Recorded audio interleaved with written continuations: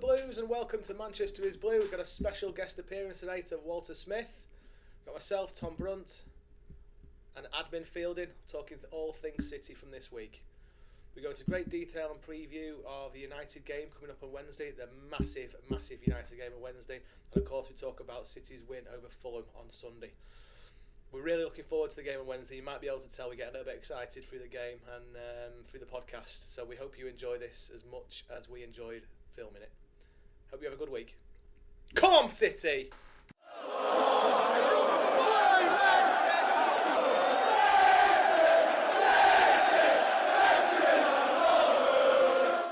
Right, chaps, welcome on board. No Dave, no City Dave today. He's pulled the I'm working card like I did.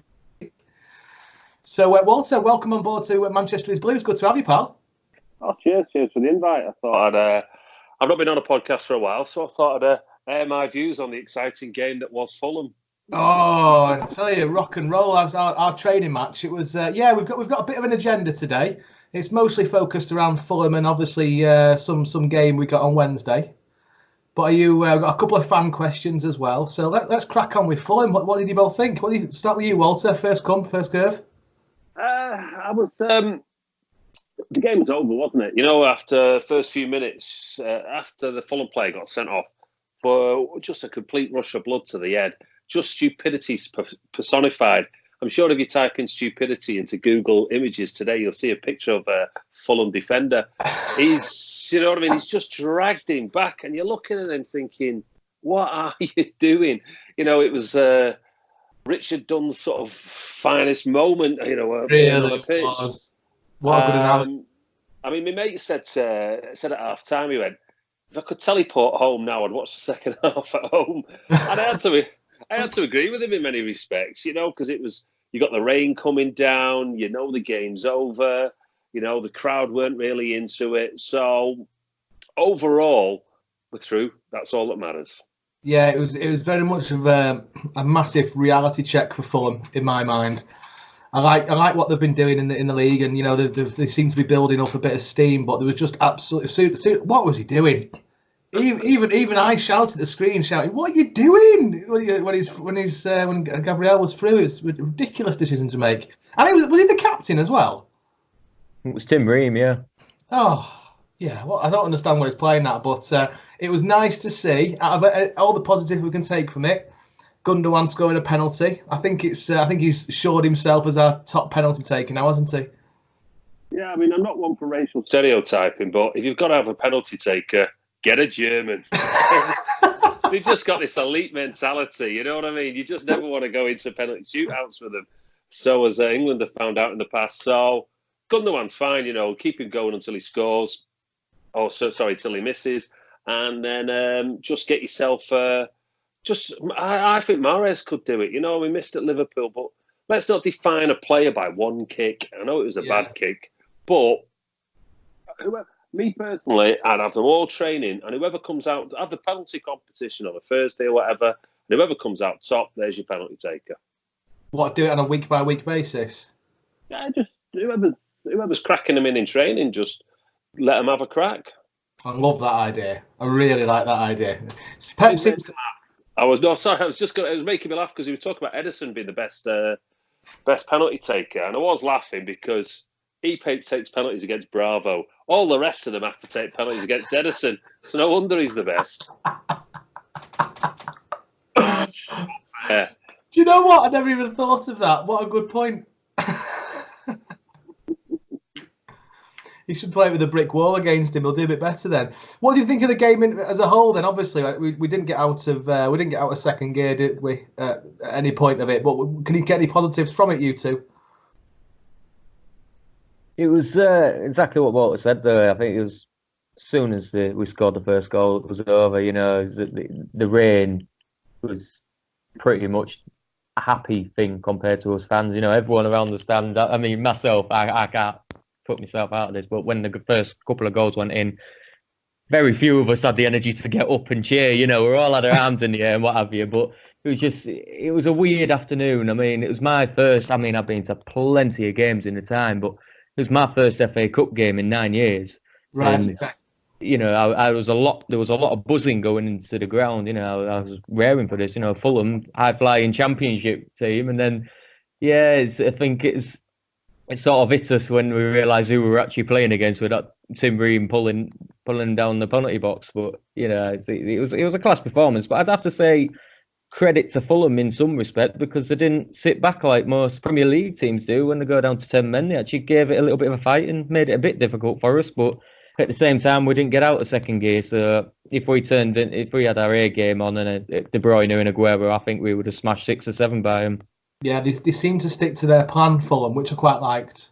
Yeah. It's easy saying that when you beat them 4-0, granted, but one takeaway we talk about, Walter, I don't know if you've heard many of the podcasts, but we talk about every other week about City having a target man in the air. To see Gabriel score 2 goals with his head. He knows where the net is with his head, doesn't he? He's not scared to put his noggin behind it. No, what made that goal for me was Cancelo's picking him out in the box, because if you look at the way they were all set up, I mean, that was a De Bruyne pass. You know what I mean? I'm not saying it was as good as the one to Aguero the previous week, but that's not our football. And why we sometimes cross it high into the box is always a mystery to me.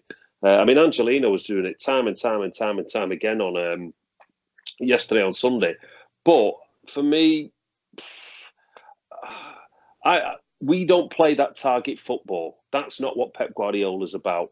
If we want to play that way, the man for the job, and he's not got one at the moment, Big Sam Allardyce. We could have him up there, get Peter Crouch and play that type of football. But that's just not us. So I don't even enter that discussion. I just think it's pointless because it's not us. Yeah. I thought it was an interesting game, and I thought I'm really looking forward to seeing Cancelo next season. I think he needs that typical Pep 12 months, 18 months in 12 months under the regime, get used to the tactics. And I don't want to put my cock on the block here and say I can't see Walker next season, but I think Cancelo is going to get the majority of the games next year. I really do. I think his defending's hit and miss. It's hot and cold, but his going forward is I really rate. I don't know. It's hard one to say because we need Walker to push on as well, and I hope that competition for right back's really going to drive them both forward for the betterment of City. Well, you play Walker against when you want a bastard on the pitch, you get Walker there. Whether you're playing United or you're playing Sheffield United the other day, you want him there. That's what he brings. Cancelo is just a totally different type of player. He's almost like a converted midfielder that's gone back there and done a great job and is explosive. While Walker, he's just a bastard, but he's our bastard, so we love him. Absolutely, yeah. And to swap and change it depending on who you're playing, that's perfect. Now, if we could do the same on the left-hand side, Bob's your uncle. Who's your first pick for left back? Mendy. Yeah. Without a shadow of a doubt. Mendy, I remember listening to... there's a guy who wrote the books about Pep, and he was talking about this whole idea of anybody who's in a Pep team needs 20 games, and 20 consistent games. We talked about it when Gundogan came back after a long injury, and Mendy, you can't, it's not his fault in many respects that he's been knackered. It's nothing. He's not been out on the piss, drinking 12 pints and then turned up and rocked up for a game. They've been unfortunate injuries. And you can see, I can see Mendy getting better and better and better this season. He's one of the shining lights of this season, the way he's getting better and better for me, as well as Cancelo on the right-hand side. He's, put it this way, we've got a Champions League final tomorrow. They're my 2 fullbacks. Yeah, I don't blame you. Yeah, I agree with that. We'll come on to trying to pick our team for Wednesday night in a minute. One thing that really interested me was did Garcia get 90 minutes? Because Stones came on for Otamendi, didn't he? Yeah, he did. And that told me an awful lot about what Pep thinks about those 3. I wouldn't have Otamendi anywhere near the team. People say, you can't be disrespectful to players that play for us. I think we've kept him a season too long. Well, to be honest, I think we've kept him too long. If you talk to Tim Vickery, who's the South American correspondent for the BBC, and he follows all the South American players, he thinks Otamendi's a joke. Well, he does, and that's he's watched him as a youth player coming up, and then he's watched him for Argentina. Put it this way, we want to be champions of Europe, so we should have a defence that looks like it could be champions of Europe. And Otamendi, he's just not. He's not a Pep Guardiola player. Number one. Number two, he's got that rush of blood to the head. And number three, I think he can get caught out of position, ball watching. He's the one that I'd like. If we could have got rid of him last summer and brought someone in, that would have been absolutely fantastic. Yeah, I'm fully expecting that the end of this season. Fully expecting him to be shipped out. I'll drive him to the airport if he's struggling. Oh, amazing. So have you got anything else to say about the game, guys? Because obviously Gabriel got man of the match, obviously for his 2 goals. I don't necessarily think he deserved man of the match, but it's the striker's prerogative, isn't it? You score goals, you get the man of the match. Who would you two have as man of the match? Gundogan for me. I think he was solid across the board. His penalty was well taken. Very few people can knock it in. It wasn't even a powerful shot, really. It was just placed perfectly right in the corner. But as where we were sat, we could see right down the length of the pitch, and you just saw him win ball after ball after ball. And although he didn't play 90 minutes, the impact he had during the game time that he was on did enough for me. But there was no standout player really yesterday at all. But Sterling again. I wonder if we want to get onto him after Walter's picked his man of the match. We're gonna have a chat about Sterling in a minute because I think it needs to be done. I know we've done it a few times in the last couple of weeks, but we need to have a bit of a chat about Sterling because I'm not. There's something not right. I don't know if you've spotted it, Walter, but me, Dan, and Dave, and a few others have talked about it in the past, and I'm putting the marker down that I think it's to do with the Euros this year. It can only be his mind's elsewhere for games, and I can't. I'm finding it very, very, very hard to defend Raheem Sterling at the moment, and I love the guy, and I'm just struggling at the moment to defend him. He was my man of the match. Was he? No, I'm going for Cancelo. He was my man of the match. I like the way he just going forward. Most things went down that side. I just think he links up well. I think he plays the 2 positions well. In terms of the modern day fullback, he's defending in his positional sense. And I like the way he's a little bit schneid as well. You know what I mean? He's not afraid to kind of the dark arts, I think we call them. Going back to, we can talk about Raheem now if you want. Yeah, go on. Let's crack on to him. Again, it's one of those, as City fans, we look at it and we can see there's something not right. There's something out of place. And we can all guesstimate and fathom the reasons why. We don't personally know. There might be something going on in his personal life. There might be issues at home or whatever that are going on with him. But his mindset doesn't look right. And he looks like a player that desperately needs a goal. And in some respects, he's trying too hard. He's, if you notice, when he gets the ball, he was still fighting for it, and he's still putting the effort in, but nothing seems to be coming off. And we're talking about a player at the beginning, the first, October, maybe?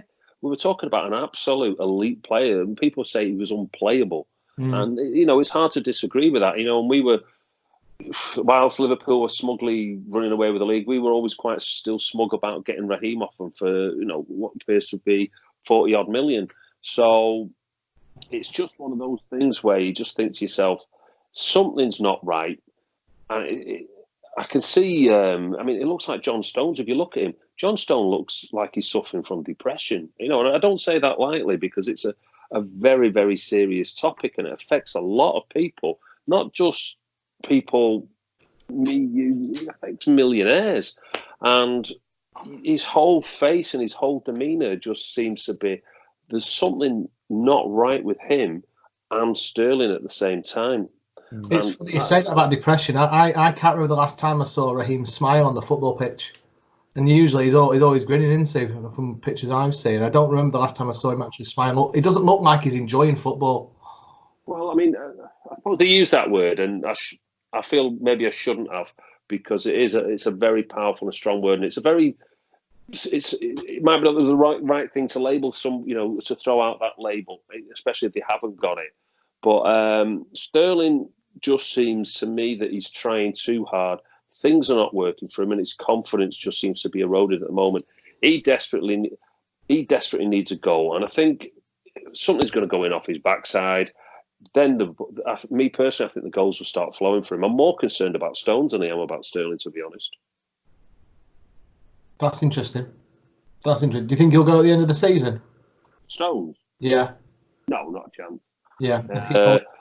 Stones has got all the attributes, and the one thing that both of them have got that makes them twice as valuable is they're both English as well. Mm. And if you're getting rid of Otamendi, you can't be getting rid of Stones at the same time, if you know what I mean. Yeah. So, we've got Laporte, because we lost Vinny, and then Laporte. As soon as Laporte went down, I was near him during that game. I can't remember who it was against.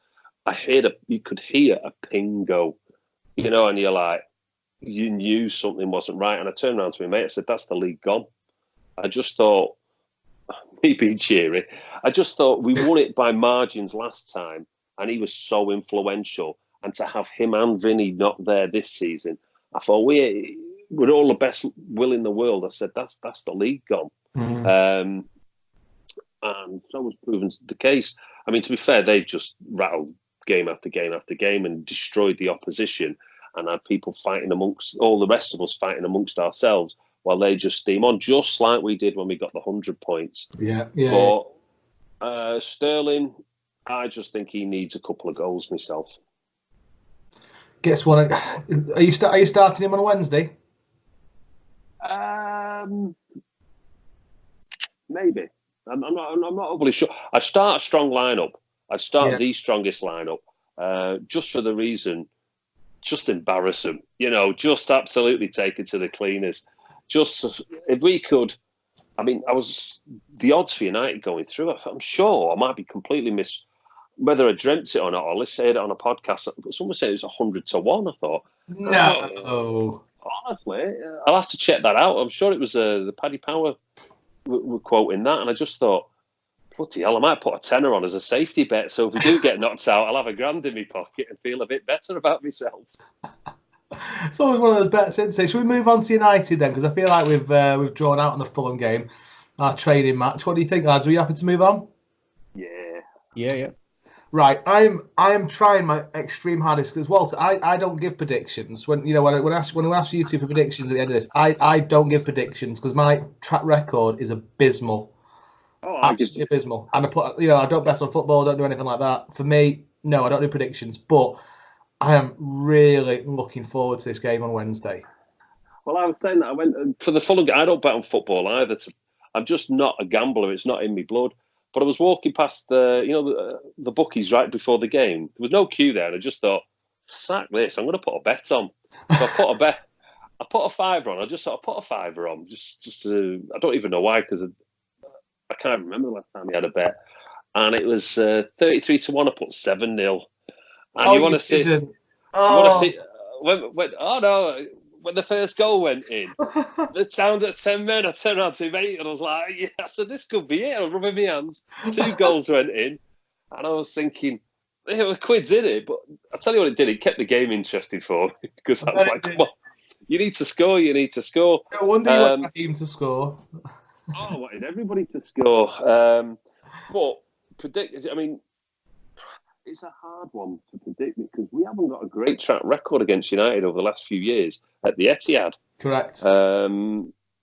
Me personally, I'd take the draw now. That wouldn't bother me in the slightest. I'd take the draw now. They'd be happy. They'd keep Ollie in a bit longer. He'd come out with some speech about how, we're on the right track, the United way, and we'd be laughing all the way to Wembley. So that'd keep everybody happy. Of course, I'd like us to win. 7-1 would be a good one, just to top it all off. And, absolutely destroy and embarrass them. The only thing about this game is we have got everything to lose. Yeah. You know, United have got absolutely rock all to lose. The world and his granny thinks they're out already. So if they somehow miraculously pull off we play like Tranmere and they stuff us. Oh my! Work on Thursday. I might be phoning in sick. It's a funny one, isn't it? Because every Blue I'm speaking to is overly confident. It really annoys me. It really annoys me because it's just, you know, they're really looking forward to it, etc., etc. They all think they're going to absolutely smash him, bring him on, bring it on, come on, let's have it, come on, let's all have it. And it's just one of them. It's just like, you know, football and City are there for these situations to spank us right on the arse when we don't want them to. And I'm really, part of me is excited about the game, but the other side, I just want to lock myself in a cupboard for a couple of hours. Well, to be fair, we should have absolutely buried them at Old Trafford. I mean, we could have made the 6-1 look like, you know, it could have been 10. You know what I mean? We could have just gone on and wiped the floor with them. And I don't know what happened. We just took our foot off, eyes off the prize, foot off the gas, whatever you want to say.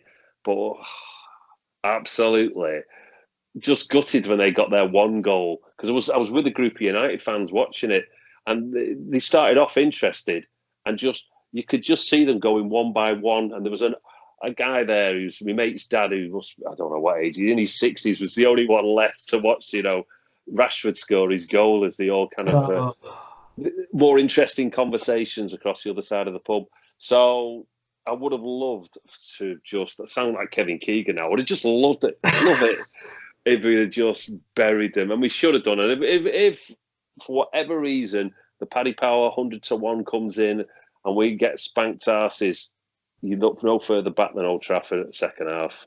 Oh, yeah, that's a very good shout. Well, of course, they won the second half. That's the big takeaway for them. Good old Ollie.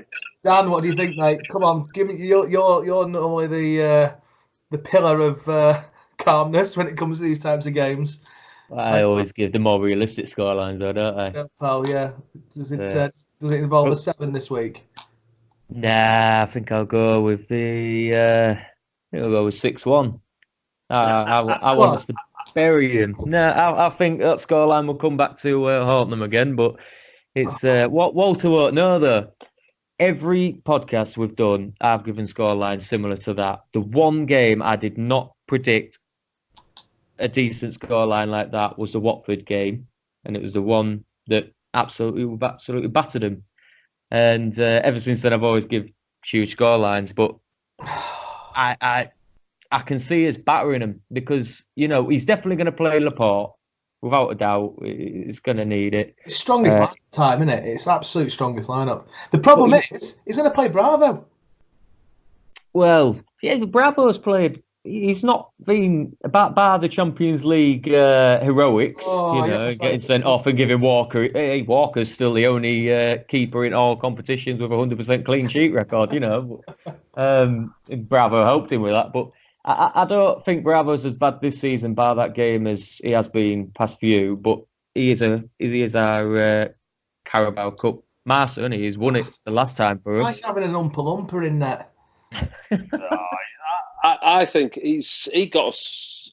Remember we played Wolves, and we could have lost quite easily. They were in the Championship, and it was the first time we won it. Not the last time, the first time we won it, but you know what I mean. A couple of years ago, yeah.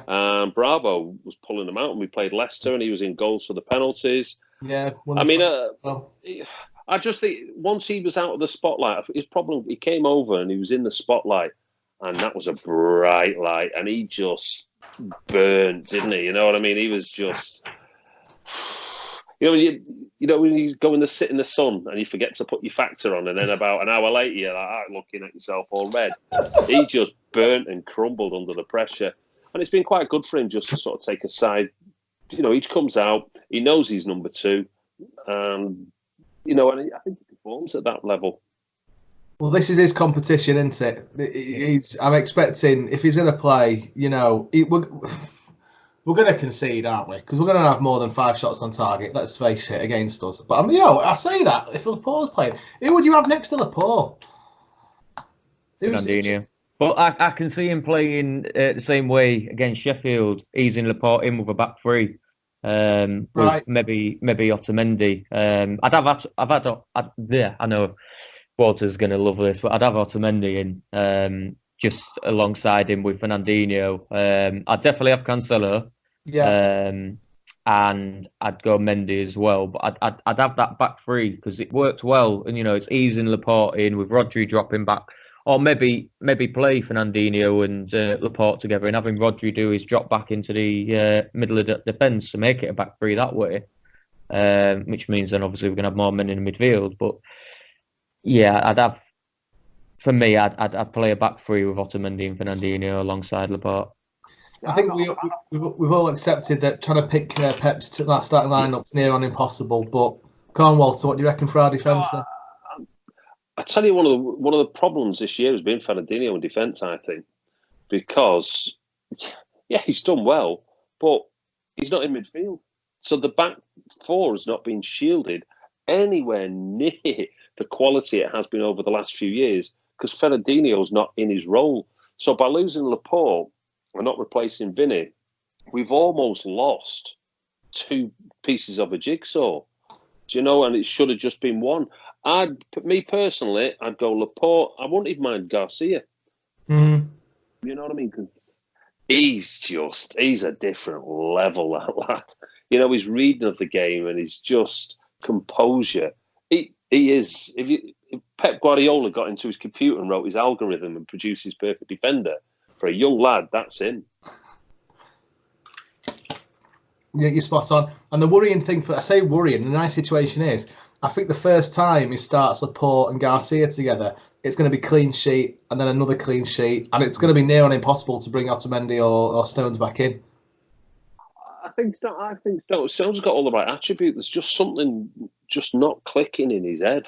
But the problem is, football's not like it was 5 years ago, because if we have Stones there and he balls us up, Liverpool are still ahead in the league because they've racked that amount of points. The last few totals have been the highest ever in the Premier League. I think they got the second highest total ever last year, didn't they? Yeah. Oh, the third highest because we got the 100 points and we just beat them. Yeah. I enjoyed saying that. So it was the third ever highest total, and you come in second. So football has changed. Now, whether that's a permanent change or that's just a mini change, but in some respects, you can't experiment a little bit because of that pressure. And I've heard people say the pressure's off now, so you can start to bring in Garcia and Foden and whatever, because we're going to qualify for the Champions League. We're not going to win the league. Let's go and see what we've got. Yeah. There was someone in the media, wasn't there, who's come out, I think it was on BBC, saying it's Premier League this season now, after the game's played, it's more of a proving ground, where we get to bring in the likes of Foden for a bit more game time, see what he's made of properly, and likes of Garcia as well. But I'd have to agree, Tom, if Garcia plays along with Laporte, I think, depending on who, because we're going to bring in a centre-back in summer, I think that's inevitable. Who it is, whether we go for a first choice, I still think we'll go all out for Ruben Diaz. You know how I feel about him, Tom. He's just the ideal guy. He's a captain for his teams. We need sort of a leader there. But at the same time, who knows, if we put Garcia in next to Laporte for the last 5-6 Premier League games or something like that, and we get a few clean sheets, you never know. That might be our first choice. Absolutely love that. Yeah. Absolutely love that. What's your thoughts on Foden for Wednesday? He didn't have the best of games for me yesterday. No. He just But doesn't seem. Don't judge a player. You know what I mean? There's one thing he does bring to the is his pace and his, not just his pace but his movement, and he's the one that brings just so much more mobility. I mean, Silva, quite sadly, we've seen the demise of Silva as well. You know what I mean? It's maybe we did keep him that 1 year too long, but we haven't still got anyone to replace him because Foden's not ready to start all the games. But would have started him. To be honest, whatever Pep Side is, if he's going for a strong lineup, whatever he decides, or the system he played at Old Trafford just was mind blowing. They were just Phil Jones looks confused at the best of times. I was confused. But he didn't have a Scooby Doo what was going on. I looked at that he scored a goal yesterday, and he looked confused that it went in. But it's just they haven't got the players to live with us. If we put in the performance, strong team, yeah. Do you start Foden? Leave that one up to Pep. He gets paid the big dollars for it, doesn't he? He gets paid an awful lot of money for it. It's a good call. And it's funny, isn't it? The amount of times you go on Twitter after a lineup, or Facebook when you see a lineup, the amount of people complaining about X, Y, Z, and then it's just like, you can't compare. You can't compete with Pep. Just let him do what he does and let him choose the team he wants to play, because none of us are any better. Football manager, you know what I mean? Absolutely. Putting it out. So come on then, guys. Come on, give us some predictions. Dan, are you sticking with 6-1, pal? Nah, I got more realistic 5-1. 5-1. All right. Who's our starting 11s anyway? What's the full starting 11s? Are we gonna predict our starting 11s? Yeah. Go on then. We'll go on then. Before you do, Walter, what score do you reckon it is, pal? What do you reckon we'll get? I'll go 3-1 again. 3-1. I think whatever's going to happen, we're going to score. Right, come on, give us your starting 11 then, because we're going to have Bravo, aren't we? Yeah. And what formation? Are we playing 3 at the back or 2 at the back? 3. 3, yeah. So who's your 3? So let's pick our 5 defenders then. Who are we having? I think we all agreed. Mendy, Cancelo. Yeah. Then we're all agreed on Laporte. Yeah. We're all agreed on Fernandinho. And then the only sort of squibble or quabble might be I'd go for Garcia. I don't think he'll play Garcia. I No. think it's Mendy. Personally, I'd love him to play Garcia, but I just get a niggling feeling he'll play Otamendi. Won't be long before he's bled into an Old Trafford derby. Manchester derby. I think he needs it. Know what it's all about. I don't think he's played against United yet, has he? Has he not? Did he not play? No. Right. Okay. Yeah. Fair play then. I'd love to see him. The more I see of Garcia, the better, from my point of view. Midfield, we've got to have Rodri, haven't we? Or we're having Rodri and Gundogan. I'd go Rodri, Gundogan, and De Bruyne. Yeah. And who's up front? Has to be Aguero, doesn't it? Yeah, just Serge. Sergio and one other. Mahrez. Sterling. Mahrez, isn't it? It's going to be Mahrez. Mahrez has been great. I've really enjoyed watching Mahrez this season. Yeah, he's something clicked with him. Again, you know what I mean? He was one of those where we're all sort of looking. He was the most expensive signing, and we're all kind of looking at each other going, he was good for Leicester, he was. But everything was built around him at Leicester, and he just seemed to, when he came back from the African Cup of Nations, just thought, hang on a minute, I'm not the big fish here. If I do what I've got to do, and if I play with the players that I'm playing with, the world's your oyster. Oh, I wouldn't play Sterling, I'd play Silva, Aguero, and Mahrez. There you go. Has Mahrez not got a knock though? There were talks about him. He came off early in the second half, didn't he, for Sterling? But there was talks about him. He's picked up a slight knock, and he might miss the next couple of games. I can't remember where I saw. Yeah, Brian, the left back, just went through him and tossed him up in the air. That's terrible, that, wasn't it? I thought he had a good game, Brian, as well. Yes, I think, for me personally, I think Fulham had a good game. I think we've got to sort of remember that we are still currently the champions. On our day, we are the best team, but the team we put out, Fulham should have had a go, and I didn't think they'd played that bad. But it's just a big lad at the back who just was constantly just pulling, tugging, holding Jesus. Just all the time. I was looking at him. Eventually, when you stop watching the game and you just start watching one player, he just wouldn't leave him alone. That lad with ponytail, wasn't it? Yeah, to be honest, I only ever follow the league that City are in. So Championship, League One, League Two. they're dead to me. And when we were in the Championship, the Premier League was dead to me. I just always only follow the league that City are in. No, I can't remember the names, to be honest with you. I know is it Hector? Hector was it, or Congolo? Big tall lad with him. Terence Congolo. Congolo. Yeah. Oh, he was all over him. Enjoyed himself a bit too much. Well, he did. I mean, what do you think of the Silva, Mahrez, Aguero? If Mahrez is fit. Silva, Mahrez, Aguero. Who would we take out though? Because that's 12. Because at the minute we got Rodri, Gunda, KDB, Sergio, Mahrez, Silva, and we got 5 at the back. Just play 12, see if you notice. I want to see Mahrez up against Luke Shaw again. Honestly, it's comedy goals, you know what I mean? He's just there. He must have nightmares about Mahrez because, God bless him, he's not the quickest, is he?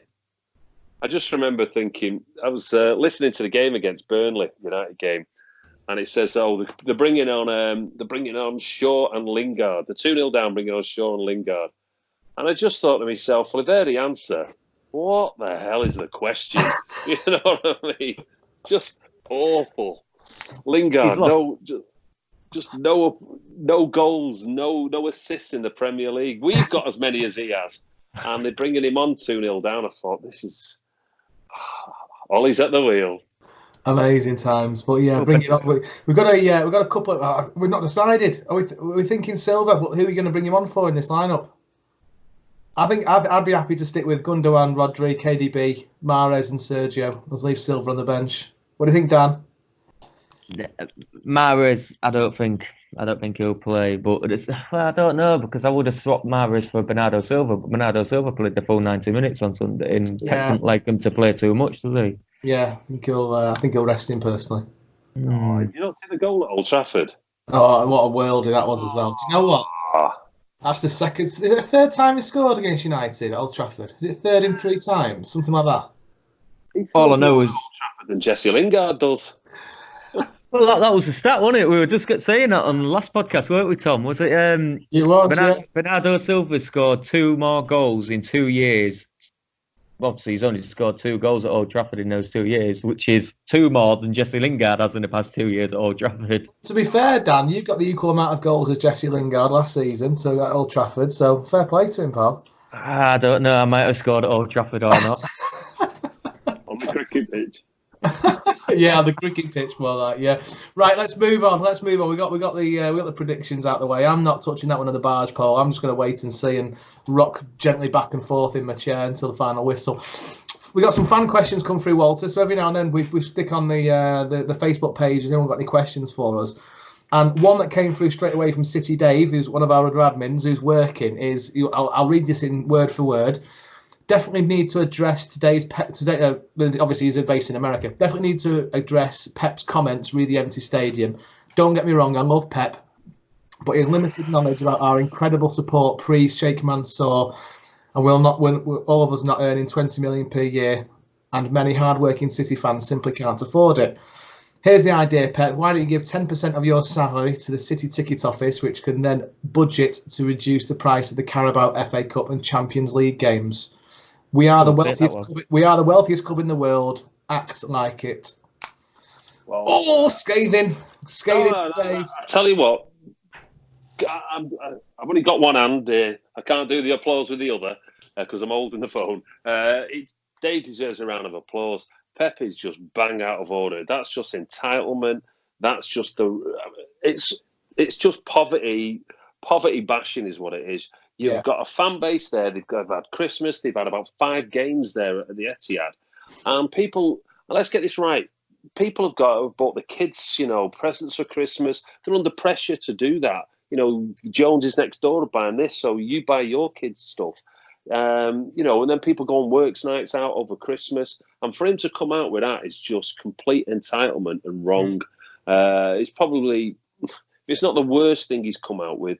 It's not far off it since he's been City manager. Manchester, let's just look at the effects of austerity that's happened in Manchester and to Manchester City fans. People have lost jobs. People are struggling to put beans on toast, a lot of people on the table. And when you've got a choice between feeding your kids and going to football, I'm sorry, Pep, you need to keep your gob shut on stuff like this, because it's just poverty bashing, and it's absolutely just sickens me. I've no time for it whatsoever. And I think the more I'm never ever one to point at another team and say empty seats this, empty seats that, even if they're saying it all over social media, certain things, because I know a lot of people can't afford, number one, the travel there, sometimes they're coming from far away, as we welcome fans, it's hotels, it's all sorts of things, all sort of climaxed into one. And the way the FA Cup has been treated by the FA in general, 5:30 kickoffs, semi-finals at Wembley, it's an absolute joke. I won't go to a semi-final at Wembley. I've just ruled that out. Call me part-timer, call me whatever people want. It doesn't belong at Wembley. And Pep, for me, he needs to apologise for some of the comments he's made there. Someone should be having a word in his shell. We haven't all got this millions that are just, money is no object to him. And I suppose it never has been since he become a professional footballer. And he's slightly lost his roots, of growing up in, not in poverty in Spain. And he needs someone to have a word with him about that. I got that off my chest, and I like that question, Dave. I don't think we could have put it any better. Couldn't have said it any better myself. Well done. Yeah, absolutely. Bang on with every single word of that. Yeah, can't disagree with that. I'm going to ask you to add anything, Dan, but I think Walter's just boxed that off for everybody there, hasn't he? I completely disagree with him. Nah. He couldn't have put it any better. Man of the match. We've had a question coming through from Mark Dorey. Why do we stick away fans up in the gods for cup competitions? It completely kills the atmosphere and banter between the two sets of fans. Now, I've got something on this. I've said for a long time, stick the away fans as far away from the pitch as possible so they can't get the atmosphere and the other players can't build up that momentum that have got the fans behind him. And Mark's kind of going against that, completely saying, actually, no, we like the atmosphere. We like that sort of cut and thrust with the other fans. For me, sod them off to the other side of the planet for all I care. I want them further away from the pitch. I don't want them to make any difference in the game whatsoever. If it was United, stick him at the furthest possible tier away from the pitch so they can't make a difference on the right next to it. It really bugs me when we go to Newcastle away fans are stuck in the middle of gods, the middle of nowhere, in the corner, away from everything. And it's United do the same, bless them. What do you two think about that? Would you want the away fans close to the pitch or further away? Let the old fans sit near. Well, you need an oxygen mask when you go to Newcastle. Honestly, those stairs, it is bang out of order in some respects, because I've not quite got there myself, but I've seen older fellas that have struggled to get up them steps because it is a long way up there. Vertigo when you sit in your seats, don't you? You lean forward, you think you're going to topple down. Oh, I saw the fastest ever Premiership goal there. Bloody Alan Shearer's going against us. I hadn't even taken my seat. I was just applauding the kickoff. But just going, I'm all for just stick them as far away as possible. I agree with you. Fantastic, good stuff. And we've had a question come in from Dave Peters in relation to the Fulham game. I'm not going to go into it for word, but what he's saying is, why did we go for the kill? Why do we seem to stop and pull back any kind of cut and thrust and go for more goals? Come on, Dan, what do you reckon, pal? Same thing. I don't think they were ever really at that to start with. We never really came out of second gear, and I think it was just the atmosphere in the stadium didn't help as well. Just everything, it wasn't a typical City game. Whether that be because it was the FA Cup, whether that be because of the weather, whether that be because we didn't have pretty much all our first team. The likes of the Aguero and Sterling in retrospect, and Edison and what have you. Maybe it's just have a kick about and what have you, see what we can do. But for me, I still go back to, I don't think Fulham played that bad. 10 men against the City side like that, they should, on our day, we should have maybe put 6, 7, maybe even 8 goals by them. But I think it was just down to Fulham. 7 would have done. Oh, yes.